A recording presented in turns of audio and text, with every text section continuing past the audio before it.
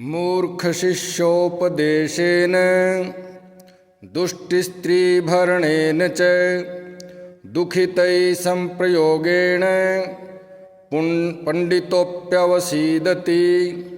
इस श्लोक में चाणक्य कहते हैं कि मूर्ख शिष्योपदेशेन, मूर्ख शिष्य को उपदेश देना, दुष्ट स्त्री भरणेन च, और दुष्ट स्त्री का भरण पोषण करना, एवं हमेशा दुखी रहने वाले लोगों की संगति करना विद्वानों के लिए भी कष्टकारक बन जाता है।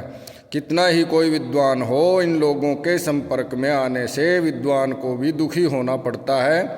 शिष्य मूर्ख हो तो उपदेश का गलत अर्थ लगाकर आचरण करता है, अपनी बुद्धि का प्रयोग नहीं करता और नित्य नया बखेड़ा उत्पन्न कर देता है। दुष्ट स्त्री कर्कशा, ईर्षालु, चरित्रहीन आदि नित्य कोई नई समस्या को जन्म देती है। जो हमेशा स्वयं के लिए ही दुखी रहता है वह नित्य किसी नई समस्या को लेकर रोने आ जाता है। अतः ये कर्तव्य विद्वानों को भी दुखी किए रहते हैं। सामान्य जन की तो बात ही क्या है। विद्वान व्यक्ति भी इन परिस्थितियों में, इन लोगों के संपर्क में, इन लोगों के आचरण से अपना धैर्य खो बैठता है, अपना मानसिक संतुलन खो बैठता है।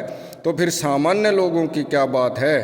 अर्थात वे तो जल्दी ही अपना संतुलन खो देते हैं और या तो आवेश में, क्रोध में आकर के अनर्थ कर डालते हैं या कुछ और गलत घटना के शिकार हो जाते हैं। तो इसलिए चाणक्य की इस बात का विचार का मंथन करके और विद्वान की भांति ऐसी परिस्थितियों से शांत भाव से, युक्ति से, सहनशीलता से उभर जाना चाहिए। धन्यवाद।